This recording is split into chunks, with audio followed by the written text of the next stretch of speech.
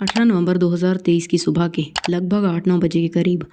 Mathura police के पास एक call आता है और कॉल करने वाला वो शख्स पुलिस को ये जानकारी देता है कि मथुरा के यमुना एक्सप्रेसवे पर एक लाल रंग का ट्रॉली बैग पड़ा हुआ है, वो भी आज सुबह से। वहां से गुजरने वाले हर व्यक्ति की उस बैग पर नजर पड़ी है, लेकिन किसी की भी हिम्मत नहीं हो रही कि वो उस बैग को खोलकर देखे, इस डर से कि ना जाने उस बैग से क्या निकलेगा। पुलिस जैसे ही ये बात सुनती है तो मथुरा पुलिस की 2 गाड़ियां तुरंत यमुना एक्सप्रेसवे पर पहुंच जाती हैं और वहां पर उन्हें उस आदमी के बताई जानकारी के अनुसार वाकई में सड़क की एक साइड पर एक लाल रंग का ट्रॉली बैग पड़ा हुआ दिखाई देता है। जैसे ही पुलिस उस बैग को खोलती है तो वो देखते हैं कि उस बैग में कोई बड़ी सी चीज को पॉलिथीन में रैप करके रखा गया था, और जब पुलिस उस बैग से उस पॉलिथीन में लिपटी हुई चीज को बाहर निकालकर उस पॉलिथीन को खोलती है तो उनके होश उड़ जाते हैं, क्योंकि उस पॉलिथीन में से एक लड़की की लाश निकलती है। लाश की कंडीशन अब भी ज्यादा बिगड़ी नहीं थी और उसका चेहरा अब भी पहचान में आ रहा था,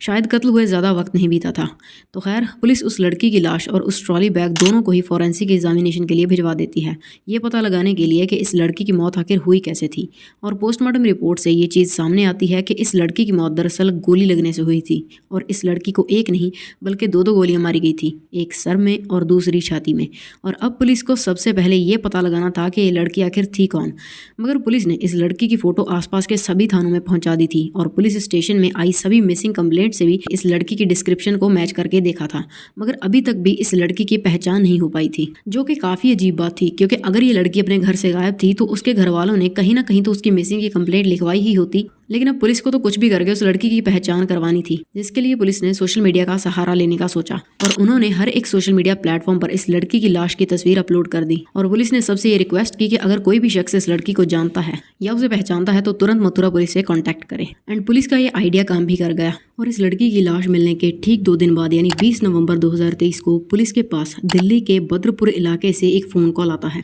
और फोन कॉल करने वाले शख्स ने बताया कि उनके मोहल्ले में एक यादव परिवार रहता है, जिनकी बेटी को पिछले 2 दिनों से किसी ने भी नहीं देखा है, और उनकी बेटी की शक्ल काफी हद तक आपके द्वारा सोशल मीडिया पर डाली गई उस तस्वीर से मिलती है। जैसे ही पुलिस ने ये सुना, उन्होंने तुरंत उस आदमी से इस यादव फैमिली का एड्रेस लिया और उसी दोपहर उनके घर बद्रपुर पहुंच गए। दरअसल ये घर था नितेश यादव का, जो कि पेशे से एक इलेक्ट्रॉनिक्स का बिजनेस करते थे, और यहाँ पर वो अपनी पत्नी ब्रजबाला, माँ बाप और 2 बच्चों आयुषी यादव और आयुष यादव के साथ रहते थे।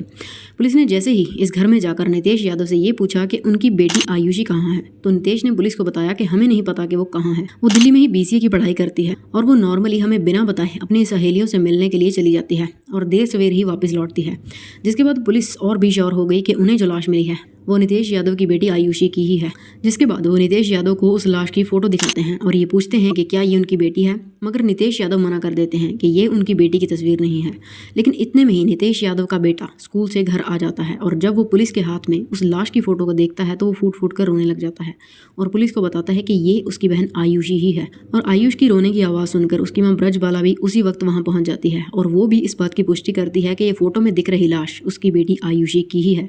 जिसके बाद पुलिस उन तीनों को लाश की शिनाख्त करवाने अपने साथ ले आती है और उस लाश को देखने के बाद आयुषी की माँ और भाई ये बात को कन्फर्म कर देते हैं कि ये लाश आयुषी की ही थी। मगर आयुषी का बाप नितेश अब भी चुप था, जो देख पुलिस को उस पर डाउट हो जाता है और पुलिस उसे उसी वक्त पूछताछ करने के लिए अरेस्ट कर लेती है। और अब पुलिस नितेश यादव से पूछताछ शुरू करती है कि उसने आयुषी को आखिरी बार कब देखा था और वो अपनी कौन सी सहेली के घर गई थी। लेकिन नितेश पुलिस के इन सवालों का कोई भी जवाब नहीं देता और बस चुपचाप बैठा रहता है। लेकिन कुछ देर के बाद वो बोलना शुरू करता है और पुलिस को उनके सारे सवालों के जवाब अपने आप मिल जाते हैं। नितेश यादव पुलिस को बताता है कि उसने अपनी बेटी आयुषी को बड़े ही लाड और प्यार के साथ पाला था, उसने जो भी मांगा उसे वो सब ला कर दिया, कभी भी किसी चीज के लिए मना नहीं कहा। और आयुषी भी अपने पिता से बहुत प्यार करती थी। लेकिन फिर कुछ ऐसा हुआ कि सब बदल गया।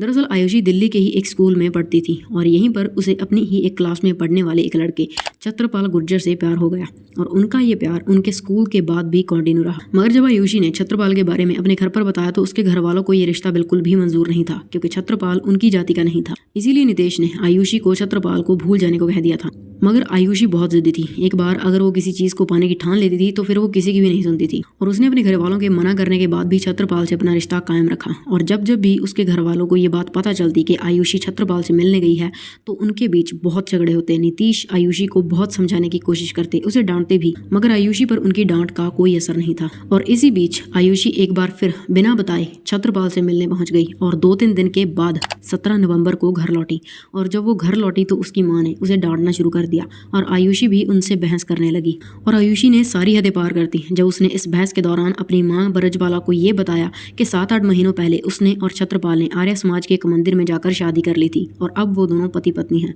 जो सुन ब्रजबाला को बहुत बड़ा झटका लगा और उन्होंने तुरंत फोन करके अपने पति नितेश को घर बुला लिया। और जब नितेश को आयुषी की शादी की बात पता चली तो उन्हें बहुत गुस्सा आया कि उनकी बेटी ने दूसरी जाति के लड़के से शादी करके उनकी नाक कटवा दी है। लेकिन फिर भी उन्होंने आयुषी को बहुत समझाने की कोशिश की कि वो छत्रपाल का ख्याल अपने दिमाग से निकाल दे, मगर आयुषी ने उनकी एक नहीं सुनी और ऊपर से एक ऐसी बात बोल दी जो नितेश यादव से बर्दाश्त नहीं हुई। दरअसल इस झगड़े के दौरान आयुषी ने अपने पिता से ये कह दिया कि वो प्रेग्नेंट है और छत्रपाल के बच्चे की माँ बनने वाली है। और जैसे ही नितेश यादव ने ये बात सुनी उनका गुस्सा सारी हदें पार कर गया और उन्होंने अपने ड्रॉर से अपनी रिवॉल्वर निकाली और लगातार 2 गोलियां बिना सोचे समझे आयुषी की ओर दे मारी और आयुषी वहीं पर गिर पड़ी और उसने कुछ ही पलों में अपनी माँ बाप की आंखों के सामने दम तोड़ दिया। जब तक नितेश यादव का गुस्सा शांत हुआ तब तक बहुत देर हो चुकी थी। अब नितेश यादव और उनकी पत्नी अपनी बेटी के सर को अपनी गोद में रखे अगले कई घंटों तक रोते रहे, लेकिन जो हो गया था सो हो गया था। नितेश यादव और उनकी पत्नी ने सोचा कि वो लोग आयुषी का कहीं दूर ले जाकर अंतिम संस्कार कर देंगे और किसी को कानो कान खबर भी नहीं होगी कि उन लोगों ने आयुषी की हत्या कर दी है।